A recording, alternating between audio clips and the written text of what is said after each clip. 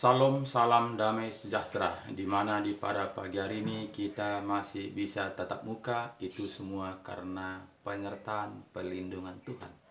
Dan di pada pagi hari ini kita masih bisa tatap muka. Semua ini harus kita mengucap syukur atas semua kebaikan Tuhan. Tanpa kebaikan Tuhan, kita tidak bisa berbuat apa-apa. Karena kita menyadari kita ini harga debu pun tidak.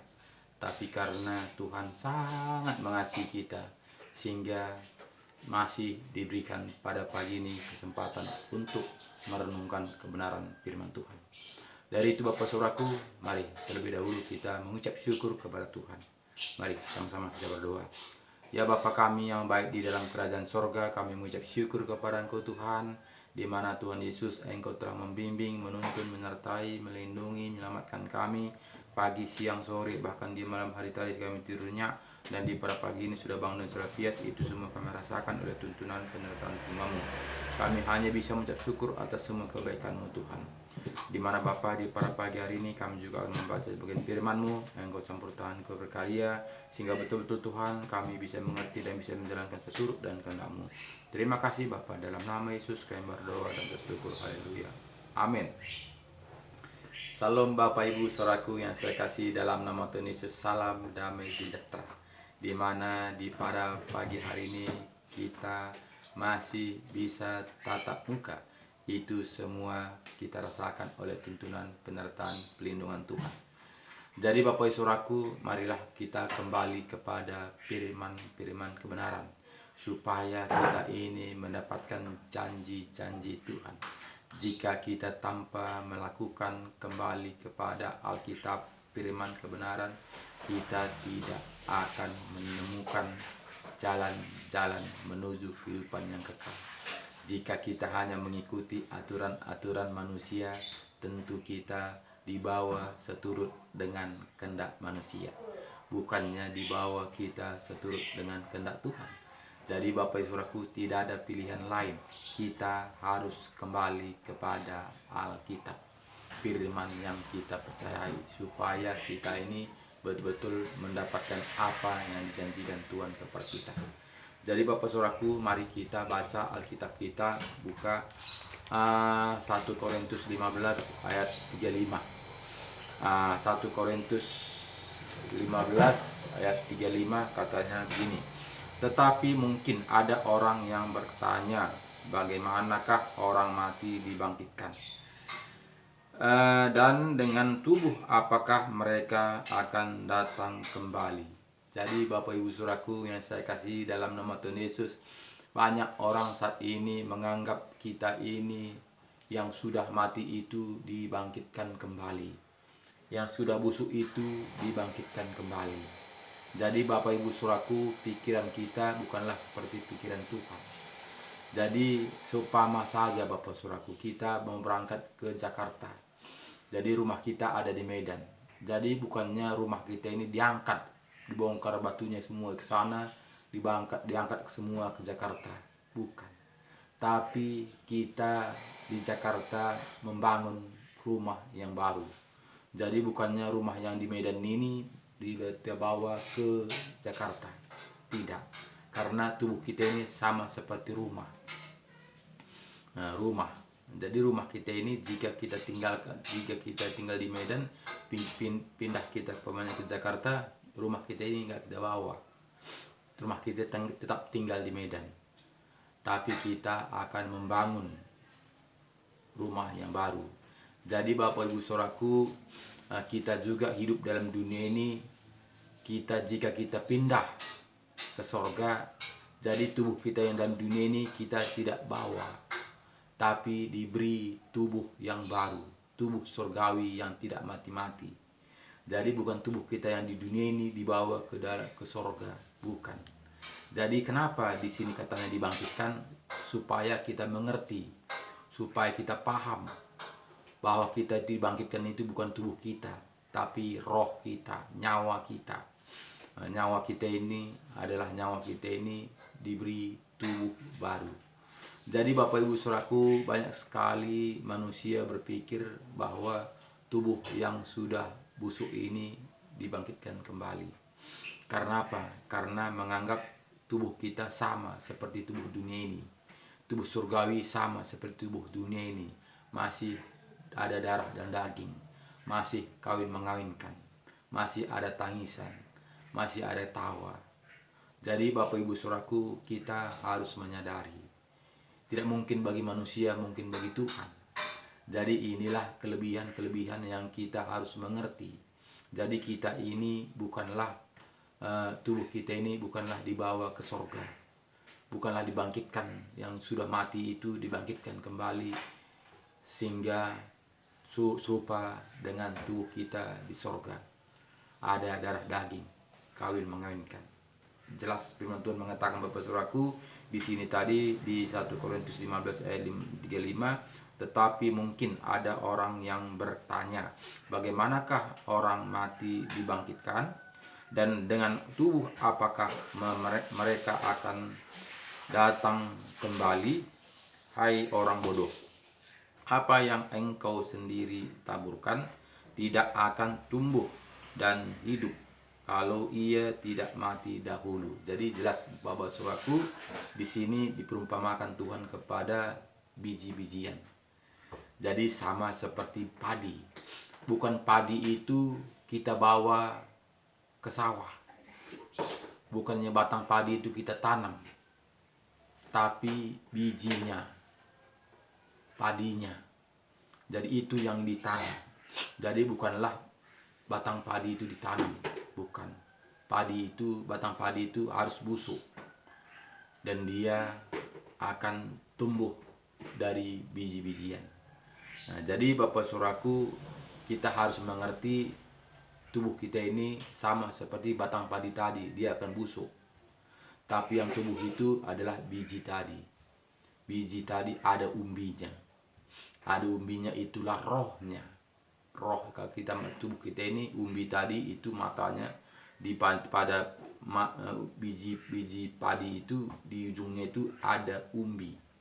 Ada umbi atau ada jentik-jentik di atas bintikannya, itulah umbinya, itulah matanya, itulah nanti akan tumbuh.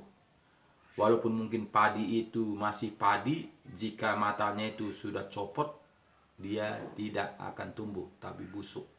Karena apa? Karena yang tumbuh itu adalah matanya itu, adalah umbinya itu. Jadi matanya itulah yang tumbuh. Jadi itulah yang akan tumbuh menjadi padi kembali. Jadi Bapak Ibu Saudaraku, kita juga sama, kita seperti hidup ini. Walaupun kita hidup saat ini, yang tumbuh itu adalah bibit ini tadi, umbi tadi, matanya tadi, itulah yang keluar masuk ini, itulah nyawa kita. Itulah yang akan tumbuh. Itulah akan diberi tubuh baru, tubuh sorgawi, itulah yang bangkit itu. Jadi bukanlah tubuh kita ini, bukan tubuh darah dan daging, bukan darah daging, tapi tubuh surgawi yang ditaruh Tuhan, dimuskan pada Adam dan Hawa, dimuskan napasnya. Jadi napasnya inilah perjuangan kita. Yang pemberian Tuhan itulah perjuangan kita. Kita hidup dalam dunia ini, ada ujian, ada tantangan, itu karena perjuangan napas, perjuangan umbi, perjuangan matanya tadi. Nah, jadi jika manusia tidak lagi punya umbi, tidak punya iman, dia akan mati. Dia akan mati. Jadi Bapak Ibu Saudaraku, itulah perjuangan kita, harus umbinya itu utuh. Matanya itu harus utuh. Seperti biji sawit, biji padi tadi, ada di ujungnya itu umbi. Nah, jadi di ujung biji padi itu ada matanya. Jadi itulah yang tumbuh. Jadi bukanlah padinya itu adalah sebagai makanan umbi tadi. Nah, makanan umbi tadi, makanan matanya tadi. Jadi yang matanya itu tumbuh, makanannya adalah biji padi tadi. Nah, jadi begitulah kita hidup dalam dunia Saudaraku. Kita ada umbi, ada matanya, adalah roh. Itulah yang yang taruh Tuhan ke dalam diri kita ini. Jadi Bapak Saudaraku, yang bangkit itu adalah roh kita. Jadi diberikan tubuh yang baru. tubuh surgawi yang tidak mati-mati. Jadi tubuh badan kita ini, darah dan daging ini akan busuk menjadi tanah karena dia diciptakan dari tanah. Jadi ayat 26 mengatakan kepada kita, hai orang bodoh. Kenapa katakannya hai orang bodoh? Karena banyak kali kita manusia pada saat ini, bahkan juga orang Kristen, dia menganggap kita nanti bangkit masih jumpa di sana dengan cowoknya, dengan ceweknya, dengan istrinya, dengan suaminya, masih sama seperti dunia ini, kawin mengawinkan. Kenapa? Karena kita tidak membaca Alkitab, kita tidak membaca firman Tuhan, tidak membaca petunjuk dari firman Tuhan, sehingga kita hanya menghayal, hanya kita berbayang-bayang, hanya kita bayangkan bahwa di surga itu enak-enak. Seperti tubuh kita ini kan, kita sana pesta pora, senang-senang, ketawa-ketawa, bernyanyi-nyanyi, berlompat-lompat, hanya kita merasakan seperti itu. Kita menganggap kita di surga itu bersenang-senang, tidak lagi ada tangisan, sama seperti tubuh kita di dunia ini. Jadi Bapak Saudaraku, tubuh kita ini tidak dipakai, tidak layak. Jadi walaupun mungkin kita ganteng, cantik di dalam dunia ini, semua itu akan kita tinggalkan. Semua yang ada di dalam dunia ini kita tinggalkan. Yang datang dari surgalah yang akan bangkit, yaitu roh kita.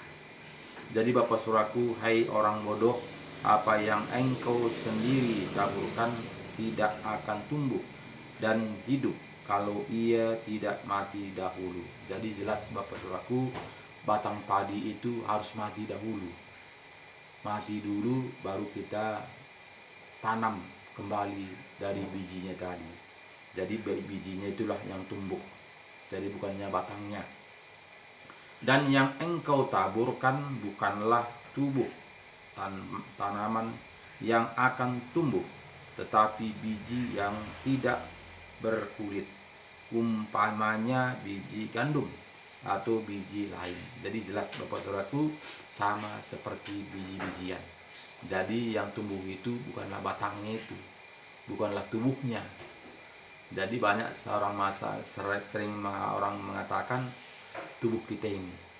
Jadi makanya banyak orang masih mengagum-agumkan kuburan karena menganggap tubuhnya itu masih di kuburan, masih diam di situ, masih menunggu kedatangan Tuhan Yesus. Jadi Bapak Ibu Saudaraku yang saya kasih dalam nama Tuhan Yesus, tubuh kita itu sama seperti binatang-binatang yang kita telah potong.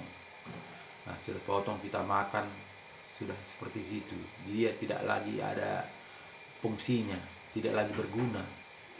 Mau kita apai pun dia tidak akan lagi berguna.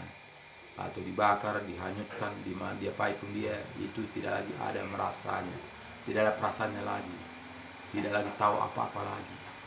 Jadi dia tidak lagi situ. Jadi jangan kita kagum-kagumkan orang-orang mati. Jadi banyak saat ini orang Kristen masih mengagumkan. Makanya kebangkitan Tuhan Yesus banyak orang berjarak membawa bunga ke kuburan. Kenapa seperti itu? Karena menganggap orang tuanya tadi masih di kuburan, sehingga dia datang, Bapa, aku datang membawa bunga, menunjukkan hati saya berbunga-bunga. Jadi dia berkata-kata kepada bapaknya atau ibunya atau anaknya atau saudaranya, sehingga dia menangis di situ, dia mengadu di situ, dia cerita di situ.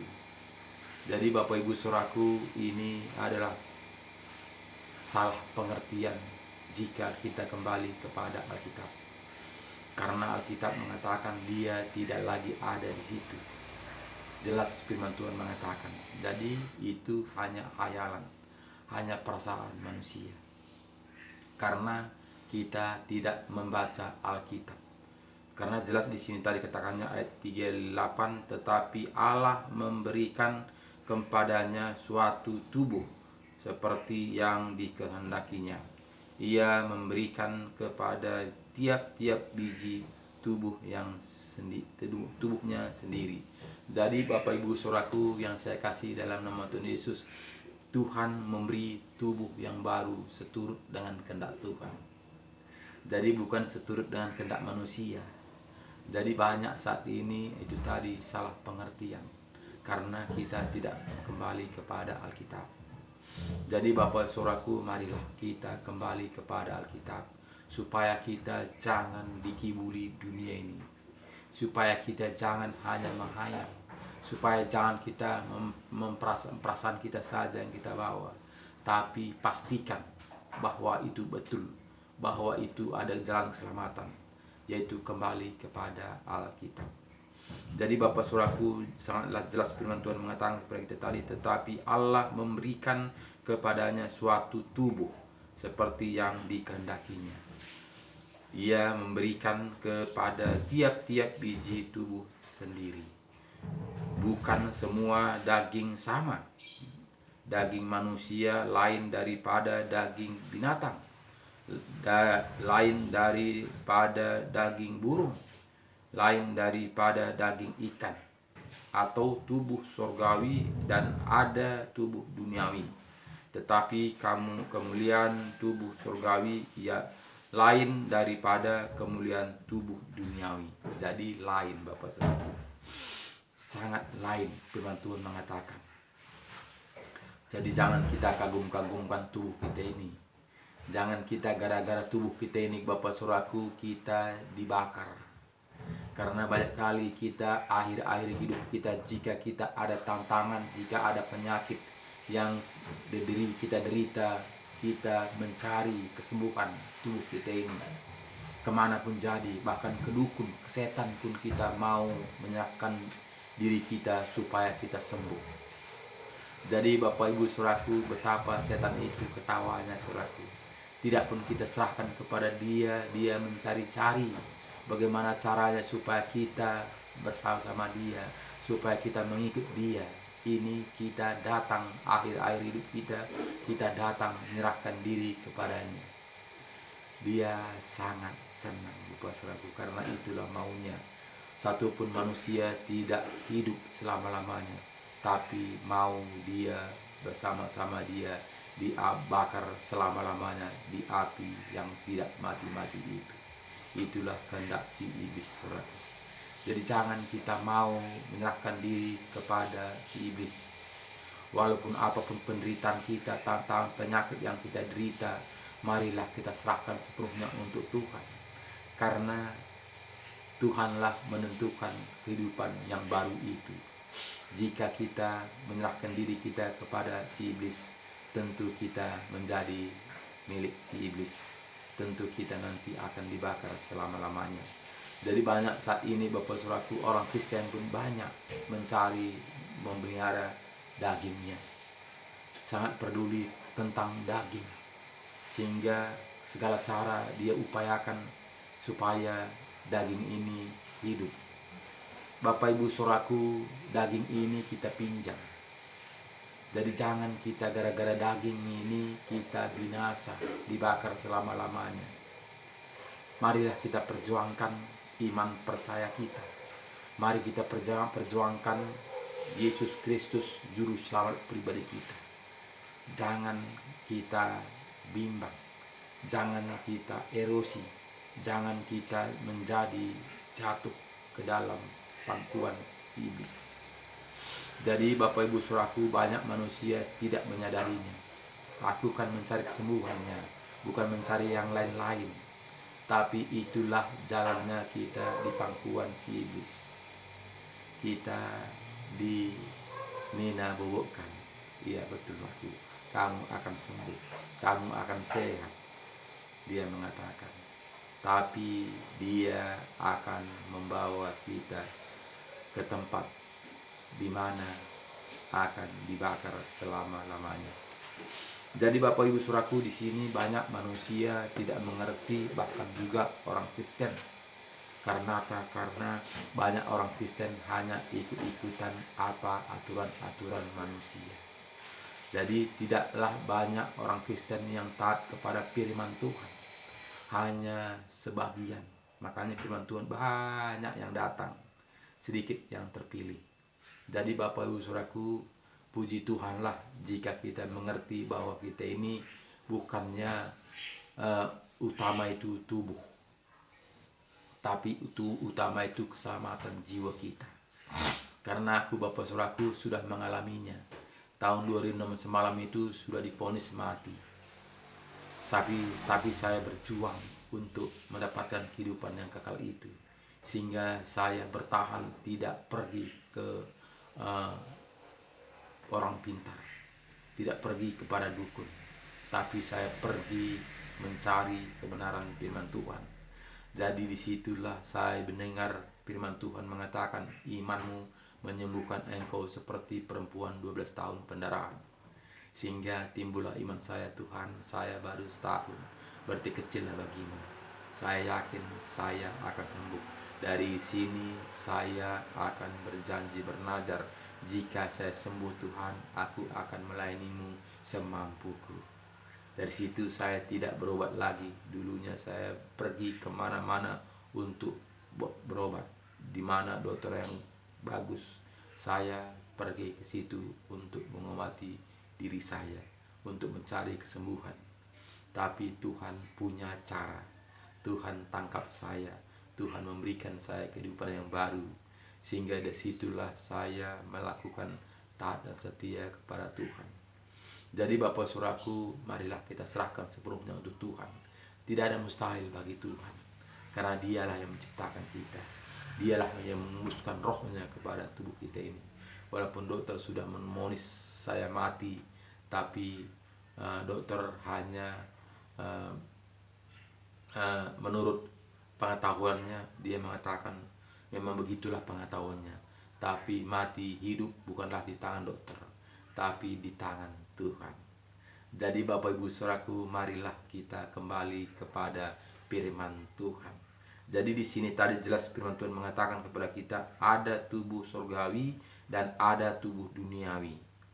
Tetapi kemuliaan tubuh surgawi lain daripada kemuliaan tubuh duniawi.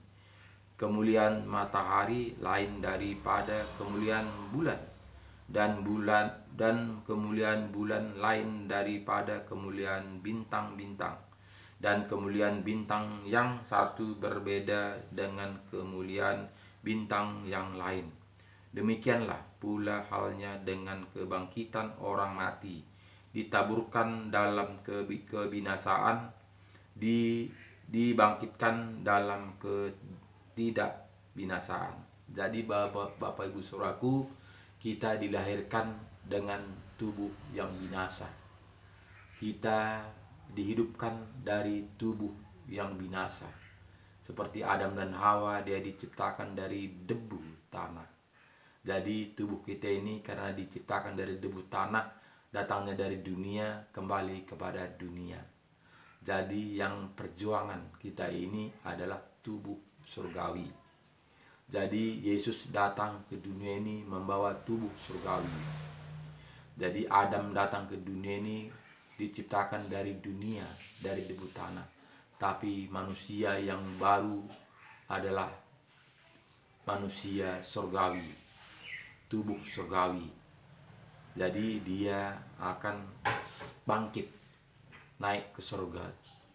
Jadi karena apa? Karena dia adalah tubuh surgawi, walaupun dia dilahirkan dari Ibu Maria.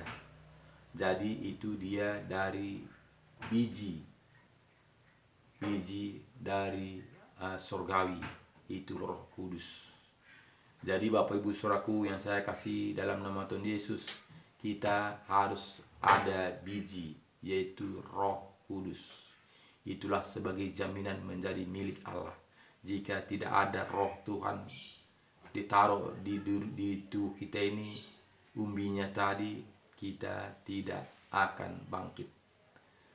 Walaupun bangkit 1000 tahun kemudian, kita bangkit untuk dibinasakan. Jadi Bapak Ibu Saudaraku, kita tidak dibangkitkan jika kita tidak hidup kudus. Karena Tuhan mengatakan, kuduslah kamu sebab aku kudus. Kuduslah kudus sebab aku kudus, kata Tuhan.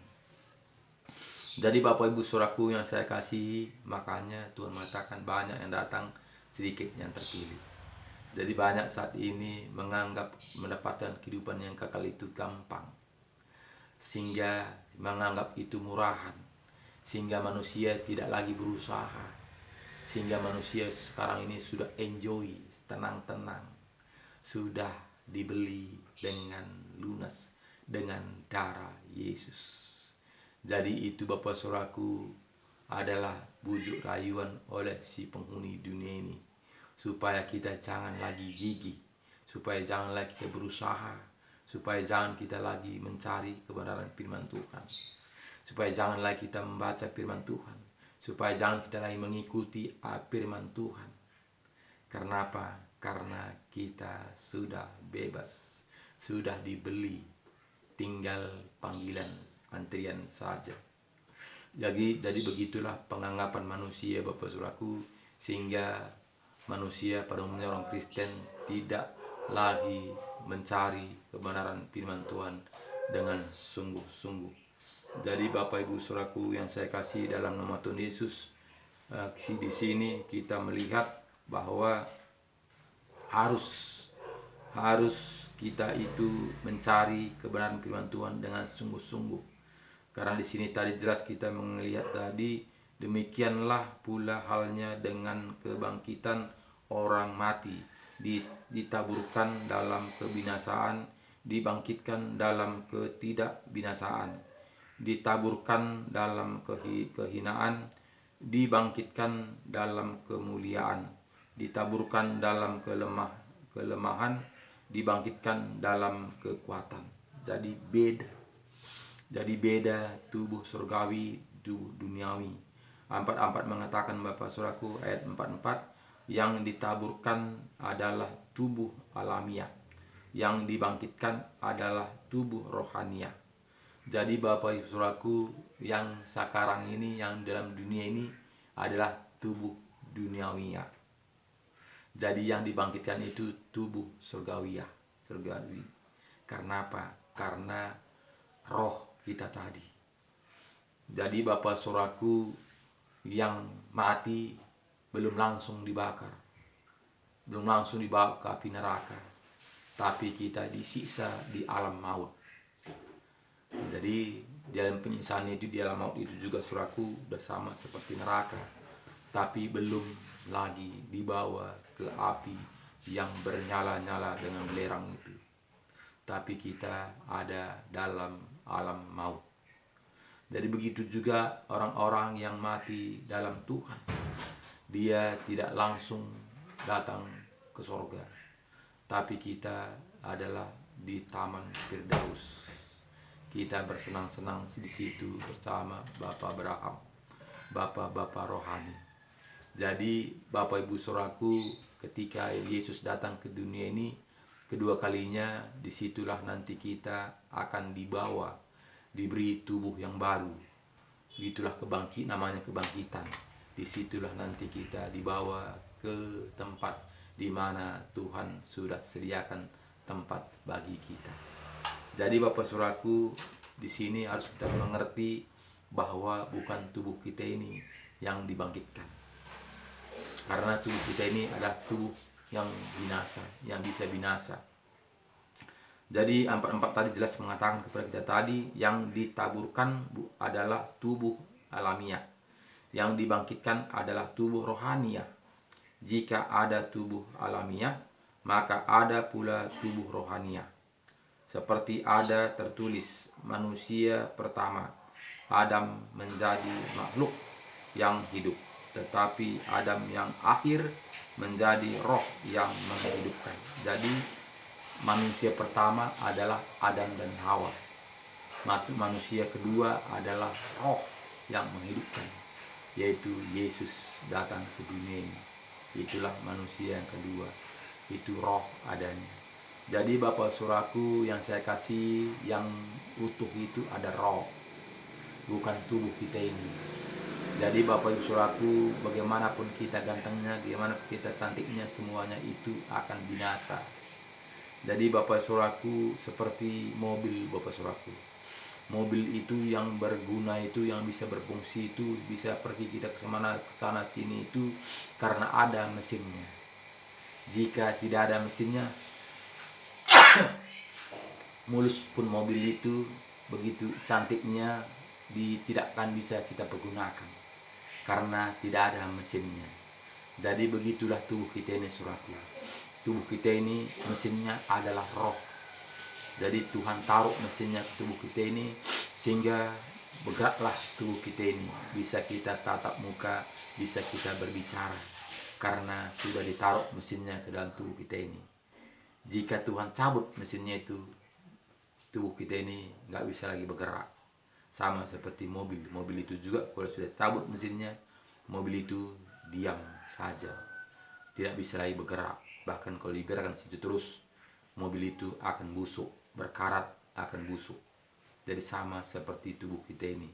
Tubuh kita ini juga jika roh kita sudah dicabut, nyawa kita sudah dicabut, tubuh kita ini akan menjadi busuk. Sama seperti mobil tadi. Jadi Bapak Saudaraku, jangan kita terbayang-bayang. Seperti penyanyi mengatakan, jika kita tidak jumpa di dunia ini, di sorga nanti kita jumpa. Kenapa dia mengatakan seperti itu, saudaraku? Karena menganggap surgawi itu sama seperti dunia ini, kawin mengawinkan bersenang-senang. Masih ada pesta pora, masih ada berhuya-huya di sana. Jadi Bapak Saudaraku, di sana kita hanya memuji memuliakan nama Tuhan, sama seperti malaikat. Firman Tuhan mengatakan, Bapak Saudaraku. Jadi di sini ayat 46 mengatakan, tetapi yang mula-mula datang bukanlah yang rohaniah, tetapi yang alamiah. Kemudian barulah datang yang rohaniah. Jadi Bapak Ibu Saudaraku yang saya kasih dalam nama Tuhan Yesus, yang lahir ke dunia ini adalah tubuh duniawinya. Barulah kita menerima Yesus menjadi juru selamat pribadi kita, disitulah datang rohania. Jadi Bapak Saudaraku, yang awal datang adalah tubuh duniawinya. Jadi barulah datang rohania. Jadi Bapak Saudaraku yang saya kasih dalam nama Tuhan Yesus, sehingga kita itu dibaptis, ditenggelamkan, dihanyutkan dosa-dosa nenek moyang kita. Lalu kita dibangkitkan seperti Yesus bangkit dari antara orang mati. Kita juga dibangkitkan dari air. Dibangkitkan dari air, kita menjadi lahir baru, menjadi manusia baru. Sehingga kita itu tidak lagi sama seperti manusia lama, tapi kita sudah berbalik kepada gambaran Tuhan Yesus. Jadi Bapak Ibu Saudaraku yang saya kasih dalam nama Tuhan Yesus, banyak juga saat ini sudah dibangkitkan dari antara orang mati, sudah dibaptis dari air, sudah dibangkitkan lahir kembali, masih saja kembali kepada lumpuran.